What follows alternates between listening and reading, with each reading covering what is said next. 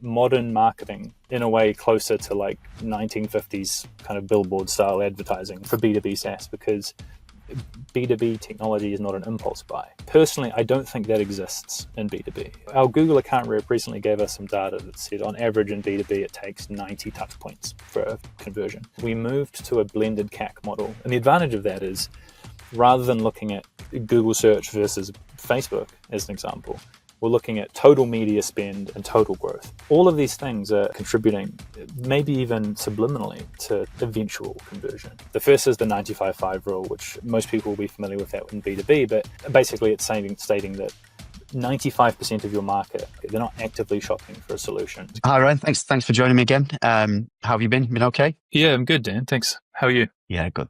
Thanks. Yeah. So I thought a good place to start, if you just want to maybe introduce yourself to the audience, maybe give some background about where you've worked before in the past, and then maybe roll into kind of where you're at now and what you're doing now. Yeah, of course. So my name is Ryan McIntyre. I am the director of digital marketing at Dext. Dext is a bookkeeping automation platform. We're powered by AI. We've been using AI since before it was cool. We help accountants, bookkeepers, and small businesses all across the world streamline their bookkeeping. I have been in the B2B tech space for about 10 years now. I started my career at Xero in New Zealand in the Wellington headquarters, and I've been in and out of tech companies basically ever since. I've been at Dext for just over a year now. Nice. So where did it start? So early days, what were you doing? Where did your journey start? So I started at Xero as a content online content assistant. Okay. I have no formal marketing qualifications. I studied English literature and started in that role as a copywriter. And I learnt about SEO very, very quickly. I did a lot of content production, writing for landing pages, emails, all sorts of stuff. But I very quickly moved into a lifecycle marketing role off the back of an A/B testing project I was involved with. I kept bothering the manager who was running that project. I found A/B testing fascinating, and I kept bothering her, like, "Hey, can you tell me more about this? Can I get involved in this project?" And eventually, she somehow managed to swing it that I got a job in her team after only a few months at Xero. So that was really, really cool. And I was pretty much hooked on digital ever since, and that was my first taste of things like attribution. So I moved into a digital specific role not long after that, which was working on A/B testing strategy globally for the website and for email. And so I did a lot of product marketing, some A/B testing, some paid media, SEO. I was very lucky at Xero. I got lots of opportunities to work with some incredibly talented people, and I think it really set me up to learn about the industry and all this cool stuff in digital. Yeah, so that was my first taste of all of that. And then I worked for another New Zealand tech company after that, and then moved over to London about 3.5 years ago. I worked for an investment banking technology company for just under 2 years before moving to Dext. So I've been lucky enough to touch a lot of different parts of marketing, but digital is definitely where my heart lies. Yeah, nice. Yeah, and that's the best way of learning, isn't it? Hands-on, getting stuck in and getting your hands on things. So that's nice. So you mentioned it there, attribution, and last time we spoke, that was a topic that came up. You mentioned it was kind of on your agenda at the moment, something you've been discussing a lot in current role and with your team. Yeah. So do you want to touch on that? Do you want to tell us a bit about what's happening with that side of things for you? Yeah, definitely. Attribution is on my mind a lot recently for a number of reasons. And like we talked about the other day, Dan, I feel like it's changing a lot. And I saw a post from Fishkin recently that was talking about how modern marketing is in a way closer to like 1950s kind of billboard style advertising, where you sort of have a sort of lift test. You do some activity and you see if you get some lift at the other end of it, because detailed granular attribution is just so difficult to prove now.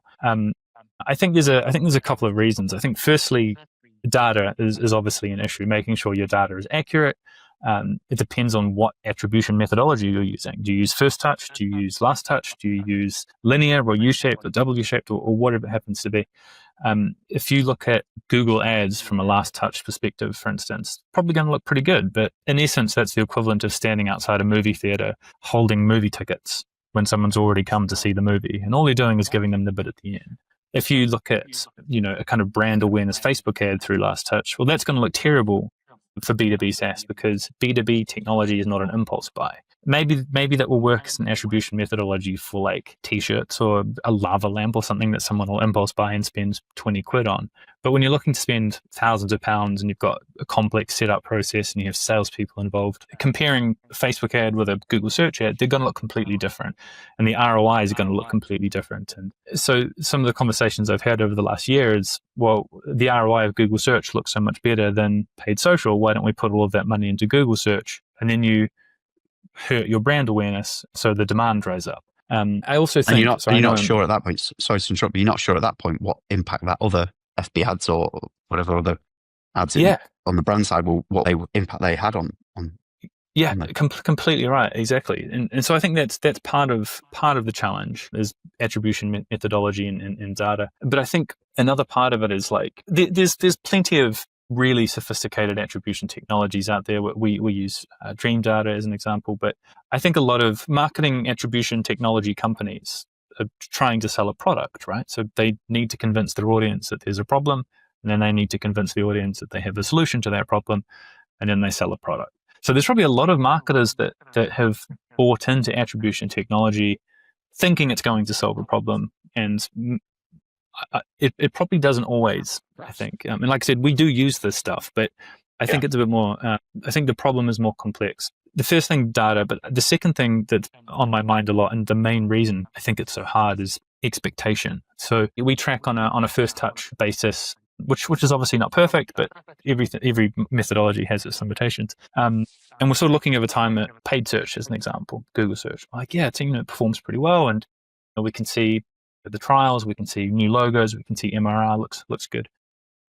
Yeah, on the face of it, sounds good. On the face of it, sounds good, sure. But if you don't have a decay in your first touch, well, their first touch might have been a year ago, or 5 years ago, 10 years ago. Who knows? Depends on where you set that decay. And for all I know, someone who's converted through paid search might not have touched a paid search ad for a year. So should that still get attribution? And I think the obviously we want to be able to communicate to leadership on a really granular level. This activity drove this out, but personally, I don't think that exists in B2B. Our Google account rep recently gave us some data that said on average in B2B, it takes 90 touch points for a conversion. Our own internal data, depending on what audience you're looking at, can be even a little bit higher than that. So, when you need... Sorry, Ryan, just for the audience, that's software. That's when you're selling software. Yes. We're in the accounting software industry, and it's reasonably it's massive. I didn't realize it was so high. Stuff. Yeah, crazy, right? So again, if we were selling t-shirts, it wouldn't be 100 touch points. For our industry, this is from Google at least, so this is not necessarily true. It's one piece of data. But that's a lot of touch points, right? So I guess where I find it challenging is I can report on the very first touch point, and I can report on the very last touch point. But that messy middle, all of that stuff that's happening in the middle, is really difficult to see. Now, with something like Dream Data, you can see all of those touch points kind of mapped across time. But accurately saying, this ad that they saw or they engaged with 3 months ago contributes to 2.5% of a conversion. That's just not how people's brains work. And so I'm quite a subscriber of this Rand Fishkin proposal of like thinking more holistically in terms of uplift, in terms of impact. And I think the other thing that is important to consider is attribution shows you a snapshot of the user did this thing and we have this result, sure. But what it doesn't necessarily show you is whether your marketing activity holistically is working. And I think that's the most important thing. So one of the things that we do, which has been quite successful for us, is we moved to a blended CAC model. And the advantage of that is rather than looking at Google search versus Facebook as an example, we're looking at total media spend and total growth, because we know that these things are all working together in harmony. 90 touch points, they're going to find something through organic search. They might see a couple of Facebook ads. They might see something on LinkedIn. They might download a piece of content. All of these things are contributing, maybe even subliminally, to an eventual conversion. And I don't want to say Facebook contributed 1% of that, and then this organic search contributed 1% of that, and on and on and on for 100 touch points. Because I think that's meaningless. But what we can say is, here's the suite of activity that we're running. This is how much we spent here, and over a 1, 2, 3 month lag, here's the kind of correlations that we're observing between growth and organic search volume, and the number of impressions that we have against organic search queries, with like Search Console. Are people landing on the product pages? Are they landing on the pricing pages? Are they moving through the customer journey in ways that we expect? And sort of looking at those overall things that matter, rather than trying to get really granular. This ad is doing this very specific thing. I know in some ways it sort of sounds like I'm trying to avoid attribution, which I'm absolutely not. We still report on all of these things as granular as we possibly can. I just think that it's not always useful. I think it can be a bit of a rabbit hole, and it can distract from the overall goal of growth. Nice. So you kind of got that bird's eye view or high level picture of what's actually, how everything is working, but you're taking into account the granular elements. But ultimately, I guess you don't know, right? You don't know how much that, someone's seen those Facebook ads. You don't know whether that was the real piece that kind of convinced them. They might not have converted till later with the Google ads, but you don't know fully what impact that Facebook ad had. Yeah, for sure. It's like there's that old that saying, I know that 50% of my marketing works, I just don't know which 50%. Obviously it's not quite that blind, but what I mean is, like, we run, I think at last count we've run 180 or 200 individual social campaigns this year, across dozens of different audiences, different kind of targeting styles, different bidding strategies, different formats. Sometimes we're aiming for impressions, sometimes we're aiming for website visits, content downloads. We're using document ads. We've got all of this different stuff that we're experimenting with. And then we've got paid search, we've got affiliates, we've got influencers. Obviously SEO plays a role. We've got trade publications, relationships with other organizations like Xero, marketplace stuff. There's also stuff like Reddit threads, mentions and sort of third-party things like Gartner and G2 and all that kind of stuff. So there's just a huge amount of activity happening at any one time, and trying to isolate the individual impact and connect that to an individual user. In theory, that's possible, but I just don't think practically it's that valuable. I think what is important is that here's what we're testing. Are things going up month on month? And you can obviously you can track trends and all of this kind of stuff, but I just think it's impossible with such a huge volume of activity happening. Trying to understand both the individual and the aggregate impact of that at the same time is really challenging. The other thing is, like, if I send you a link to a website on WhatsApp, for instance, and then you visit that from WhatsApp, it's probably going to strip the tracking out of that, right? We know there's a lot of ad blockers. There's more people are using incognito search. There's so many things that strip out UTMs and make tracking completely impossible. So it might look like you're an organic user when you're not, because a UTM has been stripped. So there's little things like that as well that just make it increasingly challenging. And so I think it's really important to try and understand as much as you can. But I also think we should pay attention to the bigger picture. I'm probably not doing a particularly eloquent job of kind of describing my stance. But I think this is why it's such an interesting topic. Yeah, so you've got that underlying data. That's still important, but you're looking at it at that higher level. So what is that high level? I mean, you said there about what's going up, and what is that for you guys? Because I know you talked to me last time about you made kind of a bit of a shift, haven't you? Yes. So what is important and what you kind of focusing on more and measuring more? Yeah, for sure. So there's two main ratios that sit behind our digital marketing strategy. The first is the 95-5 rule, which is obviously most people will be familiar with that in B2B, but basically it's stating that 95% of your market, of your TAM at any point, they're not in market, they're not actively shopping for a solution. And I like the example of a haircut for this. If you've just had a haircut, and then the very next day you see an ad for this incredible barber, no matter how good that ad is, no matter how compelling that message is, you're like, well, I've just had a haircut. I don't need one right now. Next day, you get another ad. They look great, but like, I just don't need a haircut right now. Day 3, day 4, day 5, so on. You're being consistently exposed to this message. You get to day 30 and your hair's starting to get a bit long and maybe your beard needs a trim. You're like, you know what? I am going to go and try them because I've been seeing all of this great stuff. That's the approach that we take. And it's a pretty well researched ratio in B2B. It makes sense in a lot of industries because of things like seasonality, because of things like, annual contracts that people are locked into. Maybe they don't have the budget at the time. There's so many different reasons why someone's not going to be in market. But basically, we're trying to get on people's day one list, which again, Google shared some data with us. It was like 80% of purchases, I think, in B2B are from someone's day one list, right? They don't need to go and do the research. They're already aware of the brand. They're already aware of the solution, and they don't even bother RFPing anyone that's not on that list. So our goal is to always be there for our ICP. And to do that, the second ratio is something called the 60-40 rule, which is that 60% of your media budget should be allocated to building brand awareness, and the other 40% should be on demand capture and activation. In certain industries, you can push that even higher. So we've experimented with going up to 70-30. Previously, we massively overinvested in paid search and demand capture, and it was quite inefficient for us. So we had we mopped up all of the demand through paid search, but we weren't investing enough in generating the demand at the top of funnel. So we did a big kind of audit at our Google Ads account and realized that there was a lot we could strip out, really tighten it up, freed up a bunch of budget, and then we started doing things like paid social, outbound email, content syndication, affiliates, influencers, all of this kind of stuff that would help us expand our reach and expand our brand awareness. And since doing that, we've seen pretty impressive growth, and it's been quite consistent as well.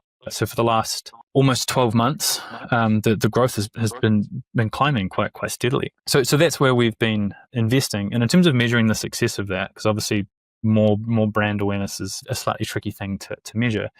We knew that if people were becoming more brand aware, and if this 95-5 thing was working, we should start to see a steady increase in organic growth coming through organic channels, which is exactly what's happened. So the organic metrics started going up. Things like organic traffic, branded search volumes, again, the number of clicks on branded search terms, which is great because obviously with AI and everything at the moment, with AI overviews, the landscape is changing a little bit there, but the number of clicks on our brand terms has gone up hugely year on year, which means that there's more brand aware and also more high intent people searching for our term and clicking on it. So those things have been good. But the other thing that we've paid really close attention to is the bottom funnel, the revenue metrics. So MQLs are really, really important, don't get me wrong, but an MQL is a variable. It's not actually money, right? So it has a sort of theoretical pipeline value. I don't care about that number. I care about the actual MRR number, the realized revenue that actually hits the balance sheet. When we change all of our activity for paid search, for instance, our trial volume actually dropped, but it's because we cut out a bunch of low quality trials, and all the revenue went up. So it was brilliant. We spent less and we got more at the other end. So we pay really close attention both to those leading brand indicators of organic growth, share of voice, share of search, all of this kind of stuff, but also making sure that we're seeing true revenue impact at the other end, which might take 30, 60, 90 days. So we're kind of measuring both of those things, and we're running, correlation coefficient analyses, and we've got plenty of data, but the underlying thing is that we're doing this activity. These are what we expect to happen in terms of organic growth. Let's make sure the revenue numbers at the end are actually going up, because that means we're bringing in the right quality of traffic and higher intent traffic and higher awareness users. So I know I've kind of rambled on a little bit there, but that's basically how we've approached it over the last 6 to 12 months. Yeah, no, it's good. I think, as I said to you last time, it's kind of when we start with a new customer, usually that's what we have to do. It's going from, especially on paid search, looking at their accounts, driving MQLs, but not actually driving business, or even the tracking's not even set up well enough. That's often the case. So just actually getting those basics set up with, you guys are a bit further ahead, but a lot of the time for us, it's getting that tracking set up so we know we're capturing that data of people actually purchasing or going ahead with the service or the software, and actual revenue and business, and feeding that back into the machine, and then optimizing for that rather than optimizing for MQLs.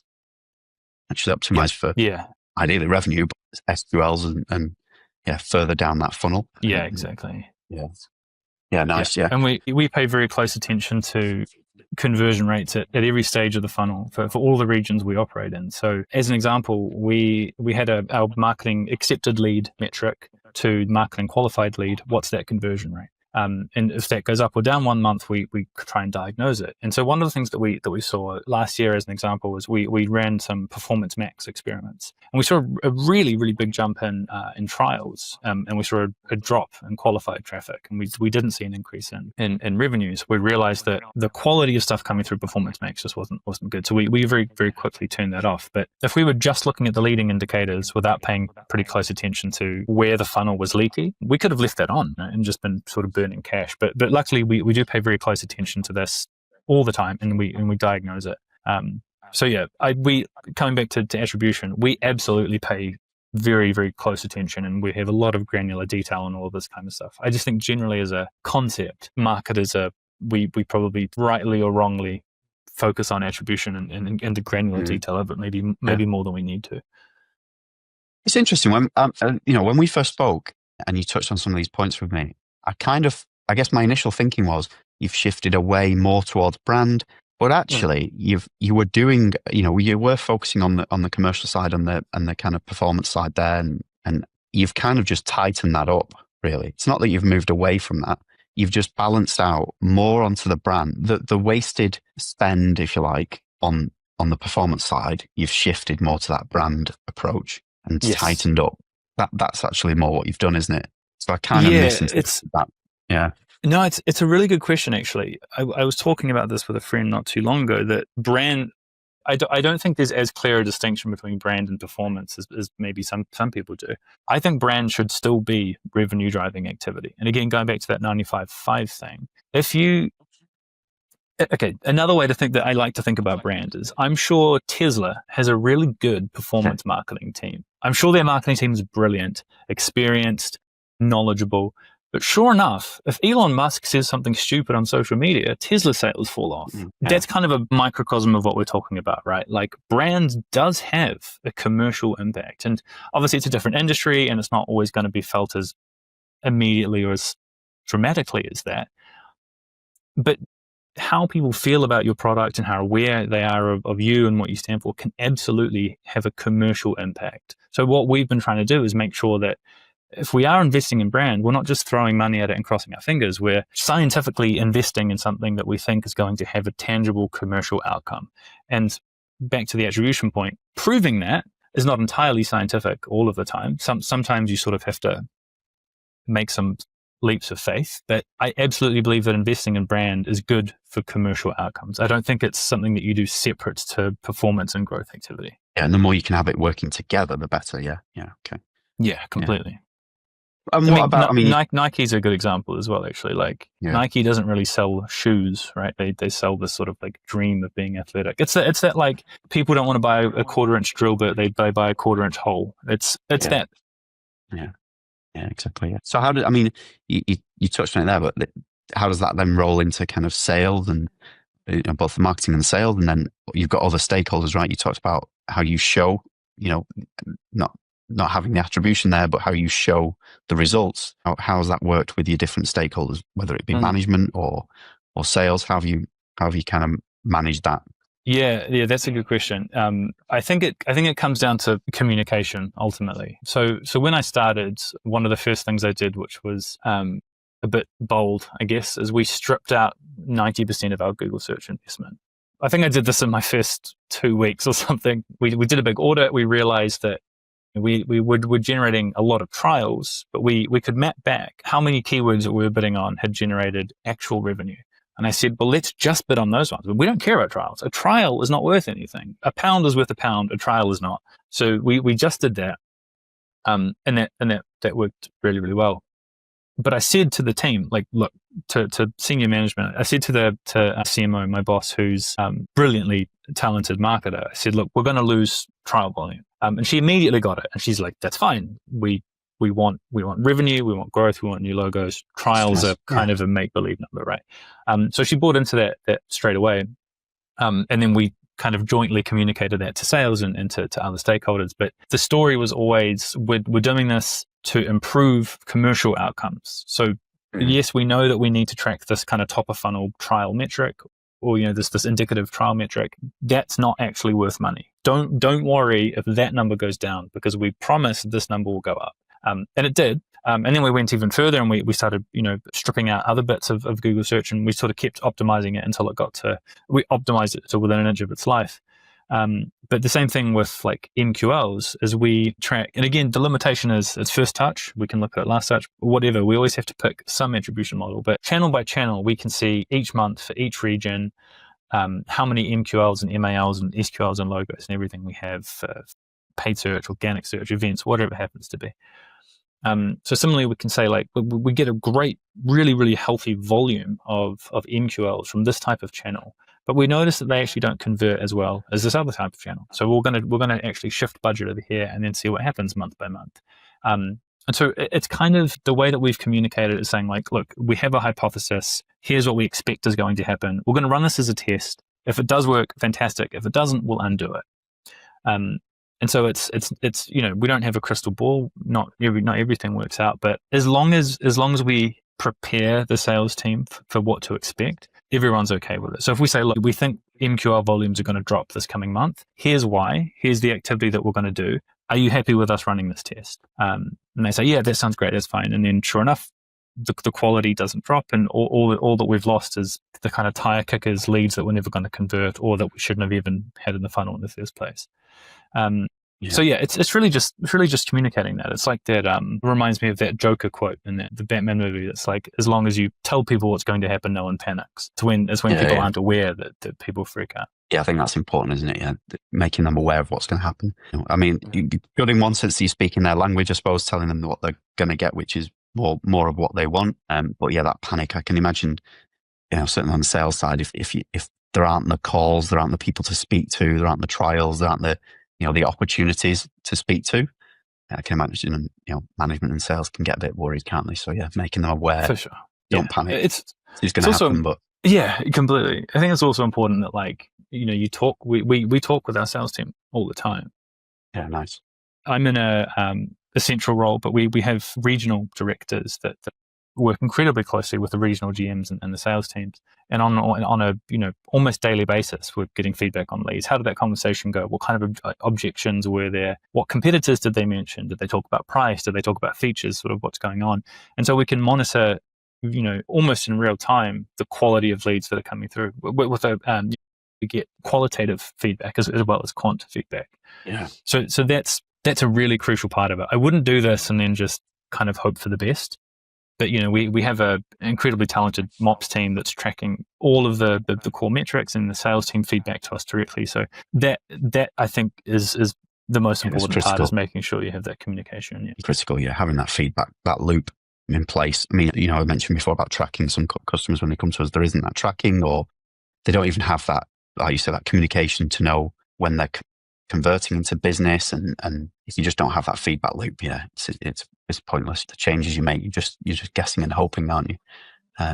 So quality over quantity. Yeah, good. Yeah, exactly. And MQLs not being kind of seen as it's a vanity metric, really, isn't it? Yeah, I mean, it's an important metric. Absolutely, like we want that number to go up, but but only if the actual revenue and customers go up as well. Otherwise, it's pointless. For sure. Yeah. And it's like, I'm sure that if your clients just wanted a massive volume of, of leads, you'd be like, sure, I can do that. No worries at all. Yeah. You can't promise any of them are going to become customers, but I can get you leads. Yeah. And I think it's our responsibility as performance marketers, digital marketers, to balance out that need with the top of the pipeline looks healthy, but also we're making sure we're getting you people that have a very good chance of becoming paying customers. Okay, so what's the challenge now then? What's the next steps for you guys? Where you're at now? In terms of attribution or more broadly? Yeah, kind of. Yeah, I suppose the attribution is part of it, but because you're not doing it in that way, because you're not kind of focusing on the attribution in that way, and you're taking this more holistic approach, what challenges does that create for you? What is it harder for you to know which ads are driving most growth? What kind of? Yeah, that's a good question. So, like I said, we've just recently brought Dream Data in, and we are still paying as much attention as we possibly can to all of this granular detail. At the very least, it's useful to present back to leadership. From a strategic perspective, though, I want to know what ads are performing, but I also want to know more broadly, like, is it brand awareness type ads? Is it video ads that drive the most engagement? What does engagement mean? Does that translate to better intent? So we're still kind of doing both, but I guess the next sort of exciting thing, and everyone should be bored of hearing about it, is AI for us. So we're learning a lot about AI and SEO at the moment, and how to rank in AI overviews and be surfaced in LLM queries, and we're making some pretty exciting progress there. And very quickly as well, surprisingly quickly compared to how traditional Google SEO works. But again, attribution is kind of an interesting thing there, because if someone sees you in, let's say, a ChatGPT result, and then they come through, like, how do we measure the impact of that? Did they? Because I can't see their prompt, I can't see their query, right? It's sort of different to Google, where I can see with Search Console what kind of queries people are clicking on from SERPs. I can't currently see that from things like AI Overviews and LLM. So that's an interesting challenge at the moment, is figuring out how do we identify where we're appearing, how do we make sure we appear more. We're learning about sort of ranking signals for AI overviews and LLMs, and we're learning as everyone is learning. It's such a fresh thing. So that's definitely top of mind for me at the moment. But I mean, attribution is always going to be maybe not a challenge so much as an interest. Like, what is the best way of accurately communicating to the business the value of a particular activity? And again, like, ROI as an example of Facebook versus Google search, that's not the right question. The question is this activity successful? And then the challenge is, how do we define successful and how do we measure across there? So that's always going to be something that I think about. And, I'm definitely not doing it perfectly. I'm learning a lot, trying to read a lot, and find the right balance for the business. Because I know that the CEO needs different information to the CMO, and then the CMO needs different information to, like an SEO specialist, let's say. So it's finding the right way to communicate that information as accurately but as meaningfully as possible. Some people need more detail than others. Yeah, I mean, I suppose going back to the AI side, that's the most asked question that I get at the moment. Most of our inquiries are coming through about exactly that. How do we rank on AI overviews? How do we, we're losing traffic from Google, we're losing click-throughs. That is the most common question I'm getting at the moment, an inquiry. I mean, it sounds like what you did, and that kind of slight shift in approach probably would have stood you in good stead, really. Everything you've kind of done sounds like the type of things we tell customers for AI as well. So you touched on it earlier about that research point. What did you call it? It's like the ZMOT, right? Zero moment of truth. And what did you call it? You called it something else. So that first list, wasn't it? Oh, the day one list? Day one list. Yeah. So being there when they're researching the product, when they're looking to solve those problems and those challenges. So all that kind of work that you've done there has probably stood you in good stead now, which is probably why you're getting that good traction, I think. Yeah.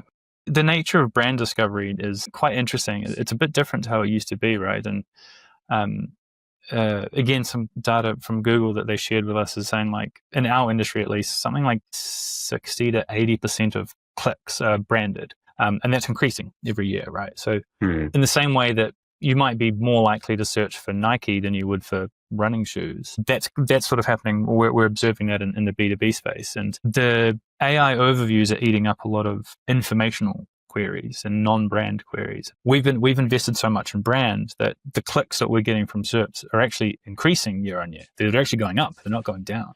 And I think this is like, we're finally getting this really, really strong evidence that investing consistently over time in building brand awareness, people know who we are. And so rather than searching for a generic query like bookkeeping automation solution, they search for Dext, because we've kind of drilled that message into our ICP over the space of 6 to 12 months. So seeing that number go up every month is really, really promising. But it is a bit of a bet, right? Because it's hard to know. Like, I guess we in a way we got lucky, but in a way we also realized that brand differentiation, especially in like a clustered category, is much more important. And it's working really well for us. So we're definitely not going to be changing that strategy in a hurry. Yeah. I think it's just those principles are just long-standing, and they'll always tend to ring true and last and outlast things. Those kind of strong principles that you were trying to work on. I think sometimes just people get lost on, to drive those leads and they go down one route, and it's a bit short-termism, but you've kind of took that holistic approach and I think it'll stand you in good stead. We have actually got, we've got our new tool that we've just built, LLM ranking, but I've literally not had the training on it yet. But once I get it, we'll have a call and I'll walk you through it and we can have a look at it. We can have a play around. Yeah, very cool. It sounds amazing. Yeah, I think that wraps it up nice there. We could talk all day about this, couldn't we, Dan? Yeah. I don't know. If I'm qualified enough to give tips. Any other advice for anyone out there in similar positions to summarize? I think to try not to get too caught up in data. We, as digital marketers, we have so much at our fingertips that I think sometimes it's a bit easy to get lost in the weeds and to stop focusing on the bigger picture of like drive growth, build brand awareness, be memorable to your prospects and your customers. The individual click rate of an individual ad, of an individual campaign matters a lot less than whether or not your business growth is trending upwards, in my opinion. I mean, yeah, a CMO or someone might feel differently, but that's my perspective anyway. Oh, but I mean, I think it sounds like you've got, you're in a good organization with good people, and you mentioned your CMO understood it and got it. So, I suppose the question is in terms of advice for other people in similar situations, but perhaps, not with the organization that you've got. And, you said before you were quite bold and others might be in your position, but under pressure, it can be challenging to kind of go down that route that you did, isn't it? So that's fair. One thing I would say, this is maybe this is a bit of a hot take. I think it's always worth turning off different parts of your marketing activity as a test. And I think there's two possible outcomes. So when we did a test with paid search, right? Let's say you turn off all of your paid search for a month. And you communicate why you're doing this to the business. You say, look, we're going to turn this off as a test. And we're going to see what happens. Experiment. And there's two outcomes. One, nothing changes. And there's lots of examples of this. I think most recently Uber, I read about. Nothing changes because, again, attribution is funny. People are probably clicking on a lot of kind of branded search stuff. And maybe they're just going to end up coming through organic. So that's the first thing. The first outcome, nothing changes. And you can say to your CFO, look, I've saved all this money. Look how clever I am. Let's reinvest it into something new. The other outcome is performance completely drops. And you go, well, now we have a really good idea of where performance is coming from. We know it's coming from this channel. That means we should either double down on it or, we should make sure we protect the budget for this. In both instances, you come across as being proactive and strategic. And again, that's a kind of bold thing that has two positive outcomes. The danger is if that gets imposed on you. Someone says, look, marketing's not pulling their weight. Let's cut their budget. So doing it proactively. Dreaded conversation. I think we should, I don't think marketing's working. Should we, can we cut budget? Yeah. And then you're trying to just reduce everything. I see that a lot. Yeah. Can we reduce that down a bit? Can we Yeah. So if your CMO comes to you and let's say they cut your paid search and nothing changes, they go, wow, marketing wasn't doing very well. We cut paid search and nothing changed. But if marketing does that proactively, you've saved the business money. You've got the opportunity to reinvest it. So I think this is what I mean about being bold is like, take some chances, turn things off. That's the quickest way of getting to the heart of attribution. If you turn off all of your paid social, 90 days later, everything starts dropping. Your organic traffic starts dropping. It's a pretty good indication that it was doing something. So maybe turn it back on. That again, I don't know if that advice is good for all businesses, but yeah. Scary. I can hear all the marketing managers who are watching this just trembling now at the thought of. I know. Yeah. But again, if you just communicate it first, I wouldn't just turn things off and cross your fingers. Yeah. Brilliant. Okay. Thank you. Thanks for your time, Ryan. I'm sure the audience will love this. Cheers, Dan. Thank you. Really nice talking with you, mate.